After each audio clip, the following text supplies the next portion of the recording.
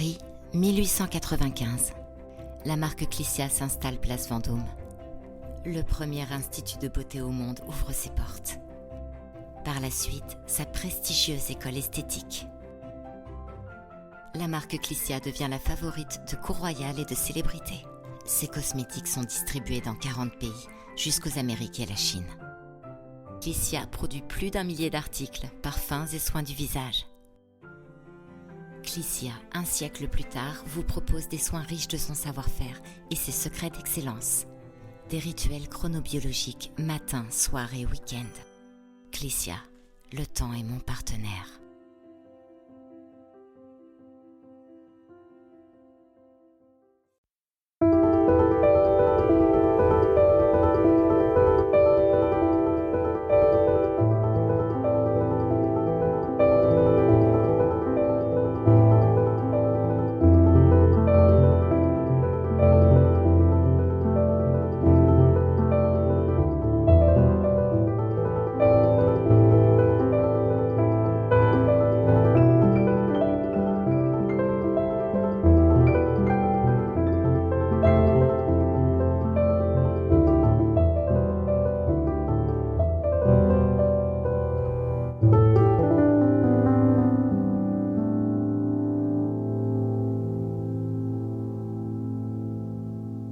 Bonjour Magali. Bonjour Sébastien.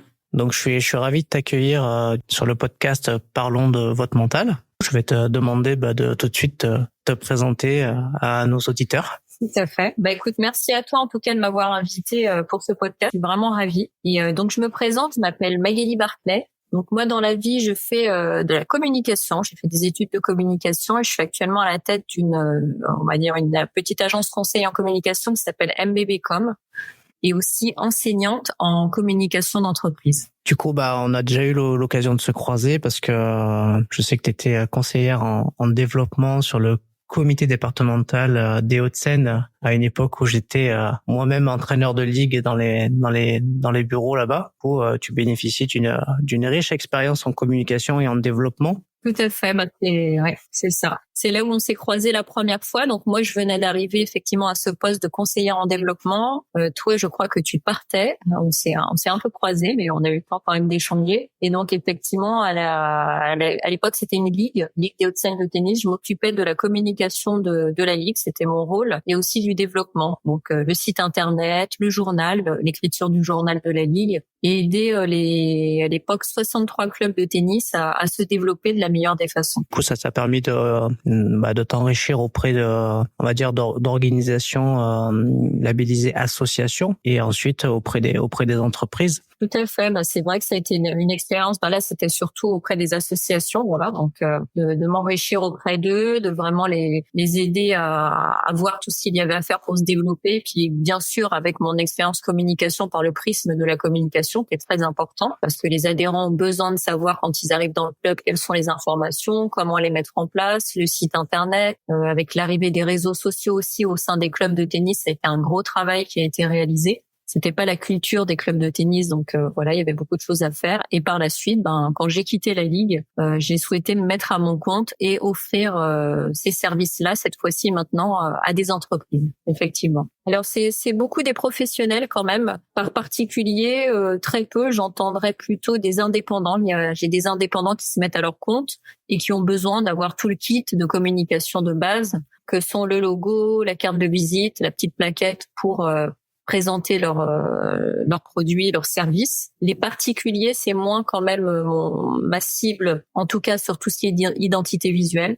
Maintenant, j'ai une autre partie qui est formation sur la prise de parole en public, où là, effectivement, ça va être tous les publics, même des particuliers, s'ils en ont besoin, effectivement. Ouais, une formation que tu lances prochainement, il me semble. Oui, tout à fait. Alors là, c'est le gros travail de ces derniers mois. Donc, je lance une formation en e-learning sur la prise de parole en public. C'est captiver votre auditoire, exactement, captiver naturellement votre auditoire, le titre. Et le but, c'est de présenter en 4 modules la possibilité d'évoluer dans sa prise de parole en public.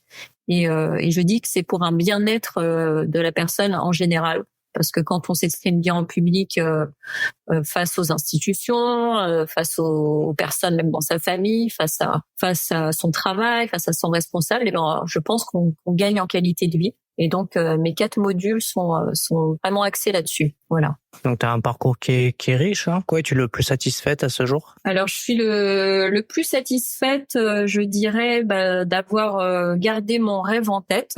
J'avais un rêve qui a commencé, je dirais, quand j'avais 20 ans. On m'avait déjà dit que j'avais vraiment le profil pour me mettre à mon compte.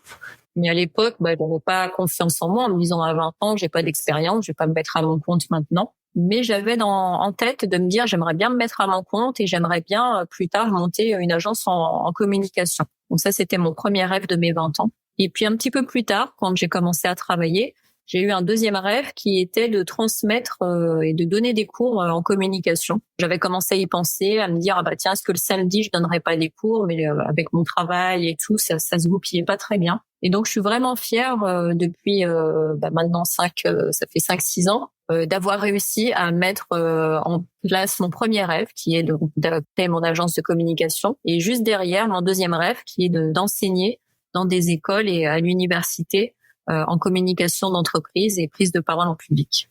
Voilà. Non, mais c'est super tout ça. Oui. Pour prendre la parole en public, c'est pas toujours quelque chose de très facile et ça fait sûrement appel à une dimension mentale, en tout cas de la part de chacun. Si tu devais définir le mental, quelle définition tu pourrais nous donner? Qu'est-ce qui t'inspire dans le mental? Alors, définir le mental pour moi, c'est beaucoup de choses, je dirais. Le mental, c'est déjà le fait de se connaître. Moi, je commencerai par ça. Ça rejoint un petit peu mes modules de prise de parole en public. Parce que avoir un bon mental, c'est savoir comment est-ce qu'on fonctionne. C'est-à-dire, pour moi, qu'est-ce qui va faire que je vais arriver à mon objectif ou qu'est-ce qui va faire que je ne vais mettre des choses en place qui vont m'empêcher d'arriver à mon objectif. Donc, quand je me connais, par exemple, moi personnellement, j'ai identifié que j'ai un profil assez, on va dire, mental et que je peux être dominée par la peur. Donc, ce qui risque de m'empêcher ou de me ralentir, ça va être la peur. Donc, à partir du moment où je l'ai identifié, je me dis que mon mental va devoir je vais devoir trouver des outils pour juguler cette peur, passer outre et pouvoir avancer plus facilement. Donc, première pierre à l'édifice, je dirais la connaissance de soi. Après, la deuxième qui rejoint ce que je viens de dire, c'est de trouver des rituels, des outils, des rituels pour justement arriver à ce que notre mental nous pousse jusqu'à nos objectifs. Et puis après, ça va être aussi le mental, c'est de gonfler sa ténacité avec le fait aussi d'essayer au final. Parfois, on peut se dire, je vais échouer. Et je pense que le fait d'échouer, ça fait partie du renforcement du mental, parce que en échouant, on apprend, et en apprenant, la prochaine fois, soit on va pas le refaire, soit justement ça va nous renforcer. Donc voilà, je dirais que c'est assez vaste le mental. C'est vraiment ces différents horizons qui me parlent. Et si tu devais définir un bon mental, tu mettrais quoi derrière? Un bon mental, c'est justement le fait de se connaître, d'avoir plusieurs outils dans tous les cas. Tu vois, moi, c'est depuis quelques années là, ça fait c'est pas si vieux que ça, mais je me suis mise à faire de la méditation et par exemple, c'est quelque chose qui m'aide beaucoup pour avoir un bon mental. C'est-à-dire que le matin, je me lève, je me fais un scan corporel pour voir dans quel état je suis. Et selon l'état, je sais pas, par exemple, j'arrête pas de penser à quelque chose qui va m'obséder, qui va avoir des effets négatifs sur mon mental, et je vais faire une méditation pour justement essayer de entre guillemets régler ce problème-là. Donc avoir un bon mental, c'est ça, c'est avoir des outils à chaque fois qui correspondent à ce dont on a besoin, mais parce qu'on se connaît. Tu parles d'outils, t'en utilises d'autres? Alors les outils que j'utilise, donc je te disais la méditation, effectivement matin et soir quand je peux. J'utilise pour me gérer mon stress des outils tels que la cohérence cardiaque, que je trouve super pratique parce que c'est un outil qui permet de respirer, d'inspirer, d'expirer pendant 5 minutes, qu'on peut faire 3 fois par jour. Donc on a besoin de rien, on a besoin de ses poumons, on a besoin de son corps. On peut avoir une petite application. Moi, j'ai l'application de Petit Bambou. Je mets celle-ci, je mets cette cohérence cardiaque-là. Mais des fois, le soir, quand je le fais aussi avec mon ordinateur. J'en ai fait une, moi, que j'ai mise sur ma chaîne YouTube. Et il y en a plein aussi sur Internet avec le paysage de la mer, de la montagne. Donc, ça permet en même temps qu'on respire, de voyager, d'écouter des sons qui nous apaisent et qui nous calment. Donc j'adore cet outil-là, la cohérence cardiaque. Ensuite, j'utilise parfois la respiration en carré ou la respiration en triangle, qui me correspondent bien aussi parce que, en même temps que j'inspire et que j'expire, donc c'est un exercice qui permet d'inspirer, de rester poumon plein pour la respiration en carré, d'expirer et puis de rester poumon vide. Et on fait cet exercice-là plusieurs fois. Moi, il est très bien pour moi qui suis à dominante mentale parce que, en même temps que je respire, je fais le carré avec mon doigt. Et pendant que je fais le carré avec mon doigt, eh bien, je ne pense pas. Ça me déconnecte mon mental. Donc, j'aime bien aussi ce petit exercice-là. Et j'ai un autre exercice aussi que je fais, que je préconise à les personnes que je forme ou mes étudiants, qui est le booster clap. Alors, celui-ci, c'est pareil, il permet d'être plus zen, mais surtout de se redynamiser. Parce que parfois, on peut être en énergie basse, et parfois en énergie haute. Donc, quand on est en énergie basse, vous voyez qu'on parle comme ça, qu'on est un petit peu mou, le booster clap, c'est quelque chose qu'ils utilisent sur les plateaux de télé, où on tape des mains, on dit yes, yes, yes, yes, yes, on sourit. On fait ça pendant 30 secondes et c'est l'équivalent d'un sprint de 60 mètres, il paraît. Donc, du coup, j'aime bien faire ça pour me redynamiser quand je sens que je suis en énergie basse. Voilà. Les principaux outils. Oui, c'est des super outils que je conseille aussi également souvent en fonction des besoins des personnes qui viennent me voir de temps en temps. Est-ce que pour toi, il est important d'être enthousiaste pour le mental? Alors pour moi, effectivement, je dirais que l'enthousiasme, est important pour le mental, dans le sens où, dans les émotions qu'on peut avoir, il y a les émotions négatives et positives. Et si on est trop gorgé d'émotions négatives, effectivement, ça va pas nous gonfler notre mental. Moi, j'ai compris il y a quelques années que j'étais souvent en train de ne pas écouter obligatoirement mes émotions négatives. Quand j'avais des émotions négatives, je me disais bon, alors c'est bon, allez, tu passes dessus, t'y vas. Et puis au final, je me faisais mal. Je me faisais mal à l'intérieur, je me faisais mal à mon corps, je me faisais mal et le problème, c'est que ces émotions négatives, elles se retrouvaient par mal au dos, torticolis, choses comme ça. Et justement, pour en revenir au yoga et à la méditation, en me mettant au yoga et à la méditation, j'ai compris en fait que ces émotions négatives, elles faisaient partie de la vie, donc il fallait les accueillir. Il fallait en prendre conscience, mais pas les garder à l'intérieur, et trouver justement des outils pour passer sur du positif. Et ce positif, c'est des choses qui vont me donner de l'enthousiasme. Donc effectivement, si le matin, pour répondre à ta question, je me lève et je vois que je suis pas en bonne forme, j'essaie de me mettre de bonne humeur. Donc je me fais un peu ma programmation mentale. Je respire, je vais visualiser des choses positives et je vais me mettre alors moi j'adore la musique et j'adore danser et la plupart des matins, pratiquement tous les matins, pour mes enfants et pour moi, on se met des musiques entraînantes. Happy de Pharrell Williams, beaucoup. Voilà. Parce que celle-ci, elle nous donne vraiment la pêche. Donc pratiquement tous les matins, après le pied par terre et après avoir fait mes petits rituels, c'est de la musique et souvent de la danse aussi, voilà. Pour dès le matin se mettre en enthousiasme et de bonne humeur, voilà. Tu parlais de yoga, de méditation. Quand moi, ça m'évoque la connexion avec soi-même. Penses-tu que c'est important de se connecter avec soi-même? Alors, je trouve que c'est très important parce que on va tous avoir un mental différent, on va tous avoir des outils qui vont nous parler différemment. Et c'est juste en se connectant avec soi-même qu'on va pouvoir déterminer tout ça. C'est aussi en se connectant avec soi-même qu'on va être ce que j'appelle être ancré. Ancré, c'est être là où on est au moment présent.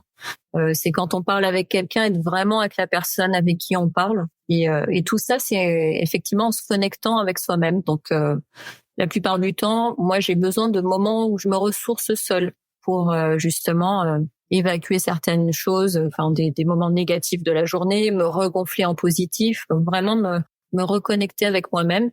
Et c'est quand je me reconnecte bien avec moi-même que je suis mieux avec les autres, que je suis mieux avec mes enfants, que je suis mieux avec mes clients, avec les personnes en général. Moi, j'en ai vraiment besoin. J'en ai vraiment beaucoup besoin. Et je dirais que il y a un autre élément qui m'aide beaucoup à me reconnecter avec moi-même, c'est la nature. Vous voyez, là ce midi, j'ai été avec un ami manger au soleil en face de la mer. J'ai la chance d'habiter maintenant à côté de la mer, mais il n'y a pas que la mer. Mais en tout cas, voilà, de regarder la mer, d'être au soleil.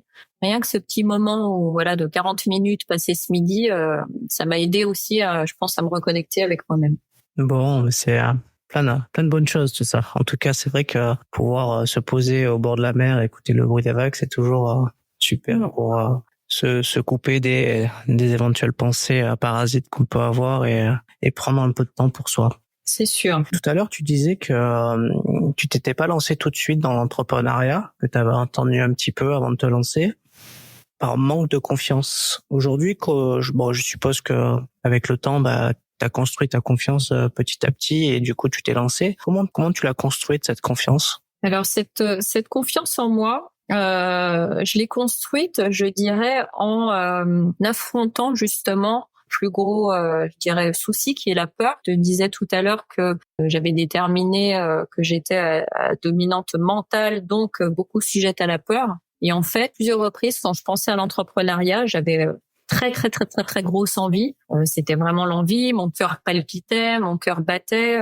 J'ai fait à plusieurs reprises des premiers rendez-vous pour commencer à me mettre à mon compte. J'avais 25 ans, je crois, ou 24 ans quand je faisais les premiers rendez-vous pour monter mon business et tout. Mais juste, je faisais ça, mais j'allais pas plus loin parce que j'avais peur. Et c'est quand j'ai commencé justement à affronter cette peur que j'ai pu avancer. Donc affronter sa peur, c'est faire déjà un premier petit pas. Et en se disant bon, j'ai eu peur, mais au final, il s'est rien passé de mal, quoi. Donc je suis encore là. Au contraire, maintenant que j'ai fait ce premier petit pas, j'ai appris et je me sens mieux au final. Donc je vais faire un deuxième petit pas, et puis un troisième, et puis un quatrième. Et c'est comme ça que petit à petit, je pense que j'ai réussi à progresser et puis que je continue à progresser. Tu disais qu'il fallait se permettre aussi le droit à l'échec pour pouvoir avancer. Comment tu as fait pour garder confiance malgré les échecs? Alors, les garder confiance par rapport aux échecs, c'est pas toujours évident, effectivement, parce que je trouve qu'on est dans on a été élevé dans une culture judéo-chrétienne où on est beaucoup à se flageller parfois en disant c'est pas bien, c'est bien et tout ça. Et je dirais que j'ai été très tôt attirée par la culture anglo-saxonne. J'ai vécu notamment 1 an à Londres quand j'avais 24 ans. Et arrivé là-bas, en fait, j'ai pris un choc des cultures. J'ai compris qu'arriver au travail, finalement, c'était un peu différent d'ici quand même. Mes responsables, on était un petit peu tous, j'avais l'impression, au même niveau. Et les échecs qu'on pouvait avoir ou les erreurs qu'on pouvait faire n'étaient pas du tout reçus et renvoyés de la même manière. Au contraire, on nous demandait, on nous disait, si tu t'es trompé là-dessus, non, c'est pas mal, parce que du coup, t'as déjà compris ça, quoi.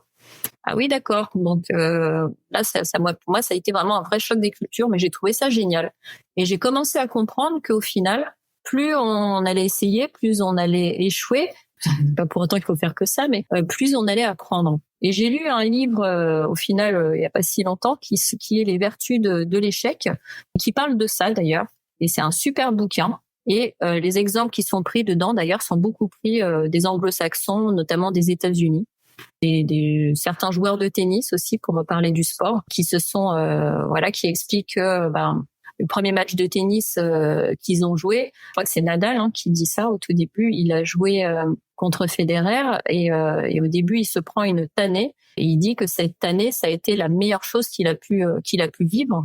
Parce qu'au final, derrière, ça lui a permis de comprendre tellement de choses que c'est ce qui lui a permis petit à petit par la suite de devenir qui il est devenu. C'est vrai que toutes ces choses-là, en fait, je les ai gardées en tête en me disant qu'effectivement, parfois, tous les quelques échecs que j'ai pu avoir, m'ont fait grandir et continuent de me faire grandir.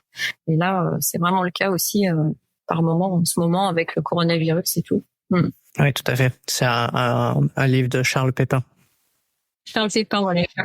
Pour ceux qui voudraient se le procurer. Et puis il a fait d'autres ouvrages aussi qui sont super, notamment La confiance en soi. Enfin voilà, plein d'ouvrages super sympas et très facile d'accès à la lecture et avec plein d'exemples. Le regard des autres, est-ce que ça te parle? Alors le regard des autres, ça me parle. Mais je dirais que, alors, ce qui m'a permis, moi, d'évoluer sur le regard des autres, c'est pas tant le travail ou autre, c'est vraiment mes enfants. J'ai 2 enfants qui sont très, très, très remuants, très, très, très speed, physiquement et intellectuellement. Et en fait, quand je me retrouvais dans la rue, dans les magasins avec eux, il y avait au tout début des petits, mon premier, là, le regard des autres et souvent la phrase « Ils sont en forme aujourd'hui, vos enfants ». Donc cette fameuse phrase, je répondais aux gens « Ben non, c'est pas aujourd'hui, c'est tous les jours comme ça ». À mesure du temps, je me suis dit que de toute façon, effectivement, j'avais des enfants qui étaient beaucoup plus remuants, beaucoup plus speed, ça va vraiment à 10 000 à l'heure et que ça étonne les personnes. Mais qu'au final, on est vraiment tous différents et qu'on va à chaque fois être regardés ou jugés par des personnes parce qu'elles sont juste différentes de nous. J'ai fait une formation l'année dernière sur l'énéagramme qui explique les différentes personnalités et ça a aussi été très éclairant. Dans le sens où, selon la personnalité qu'on a, je dirais qu'on regarde les autres avec notre prisme à chaque fois. Donc ces gens qui jugent finalement, enfin qui jugent ou qui regardent mes enfants un petit peu comme des extraterrestres, c'est parce que eux n'ont pas entre guillemets des enfants comme ça. Mais j'ai d'autres amis qui ont les mêmes enfants à peu près et pour qui ça n'est pas étonnant. Donc du coup, le regard des autres, on se dit qu'à un moment, faut juste être. Maintenant, vraiment, c'est mes enfants qui m'ont vraiment fait progresser là-dessus. Je me dis maintenant que pour eux, en étant avec eux, mais même pour moi, je suis comme je suis et le regard des autres, peu importe en fait finalement. Puisque en étant comme je suis, je vais attirer à moi ceux qui me ressemblent ou qui me comprennent et ceux pour qui c'est trop différent ou trop embêtant ou trop soit on échangera ou soit effectivement on ne sera pas du tout en connexion et puis c'est comme ça que ça devrait être. C'est ce que je me dis. Voilà.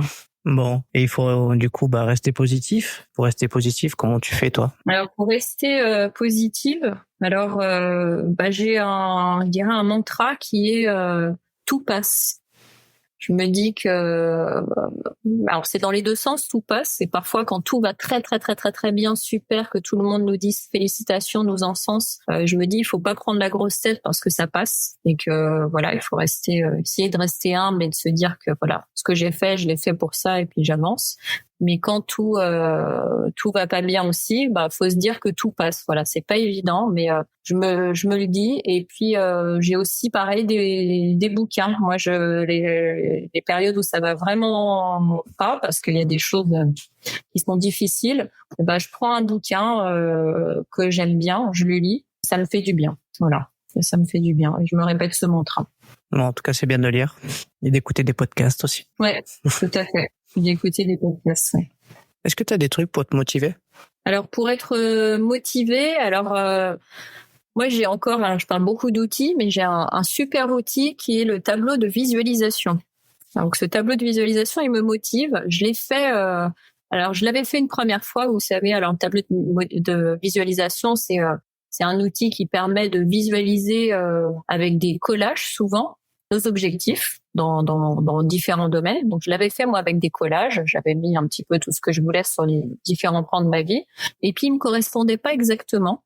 Et il me motivait, oui, parce que à partir du moment où je l'ai fait, j'avais commencé à mettre des premières pierres sur chacun des domaines que j'avais mis. Et après, je l'ai refait en mettant des collages et en le mettant sous forme aussi de un peu mind mapping, donc carte mentale, où on met un sujet qui emmène vers un autre sujet, qui emmène vers un autre sujet. Et donc, cet outil me motive parce qu'il est dans ma chambre et je le regarde tous les jours quand je me lève. Tous les soirs quand je me couche, puisqu'il est vraiment en face de mon lit. Donc, dessus, j'ai des pierres qui représentent l'équilibre de vie. J'ai un premier pôle avec mes enfants et moi, enfin la famille.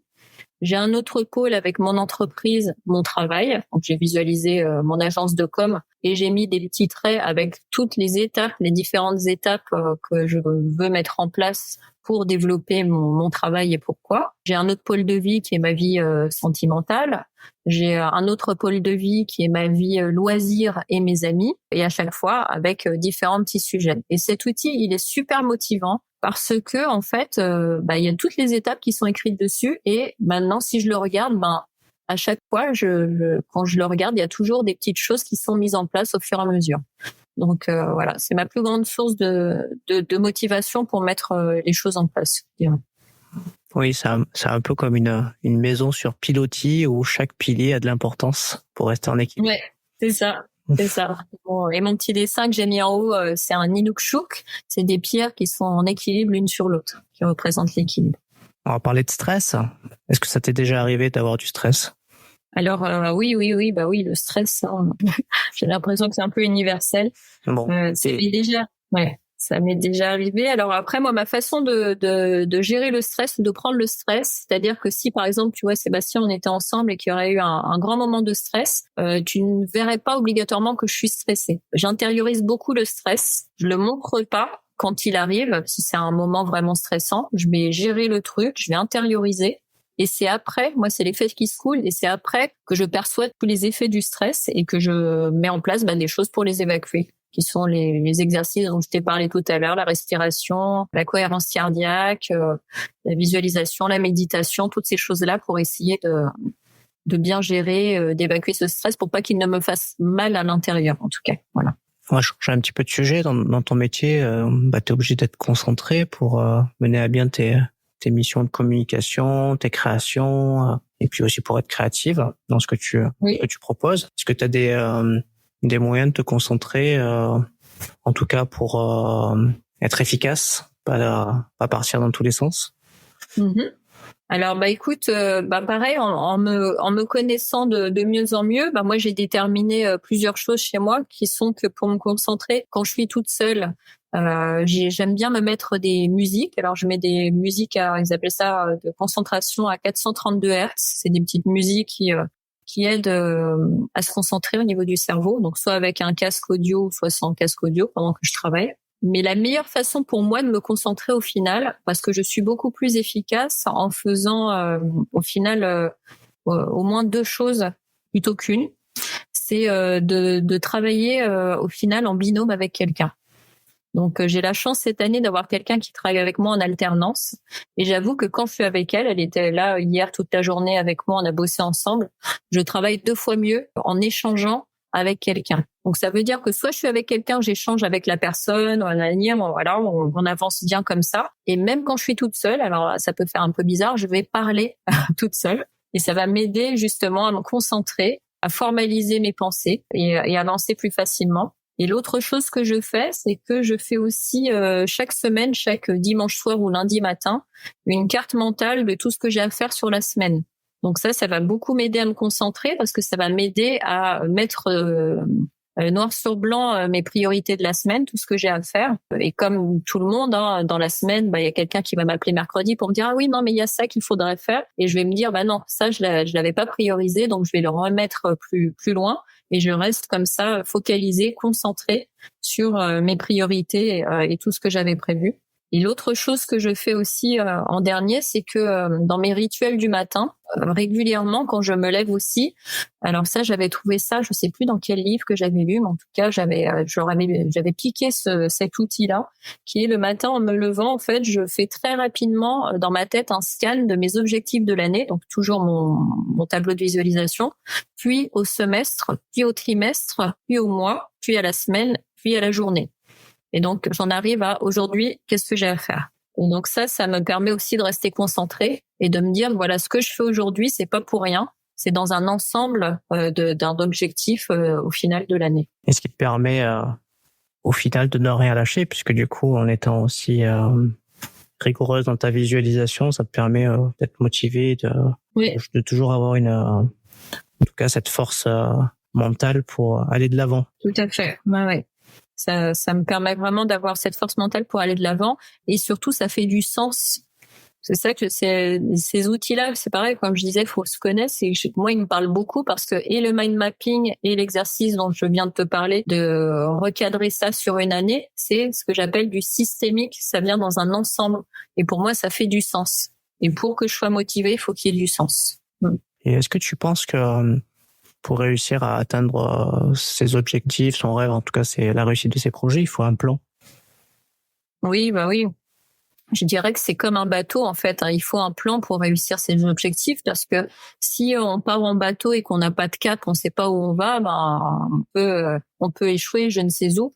Alors que si on a son cap, on a son plan de bord, on va arriver à découvrir les Amériques comme Christophe Colomb. Au final, il s'est perdu, je crois, mais bon, on va réussir à découvrir si on a son plan, le bon endroit. Donc oui, je pense que c'est important d'avoir un plan. D'où autre chose que je fais, c'est qu'en fin d'année, je fais mes objectifs de l'année là. J'ai découvert un petit document qui est bien fichu là-dessus où ça pose plein de questions et on répond à ces objectifs sur les différents domaines. Donc c'est mon fameux tableau de visualisation que j'ai fait. Donc à la fin de l'année, sur les différents plans, je mets où est-ce que j'en ai été sur le plan ma vie de famille, sur mon plan mon entreprise, sur mon plan sentimental, sur mon plan patati. Voilà. Et quels étaient mes objectifs en début d'année? Est-ce que j'ai réussi à répondre à ces objectifs? Donc oui, je pense que c'est même indispensable pour moi. Si tu devais donner un conseil utile aux gens qui vont nous écouter ou aux plus jeunes, ça serait lequel? Alors alors moi il y a une phrase que j'adore et je la dis, je leur montre même une petite vidéo à mes étudiants à chaque fois.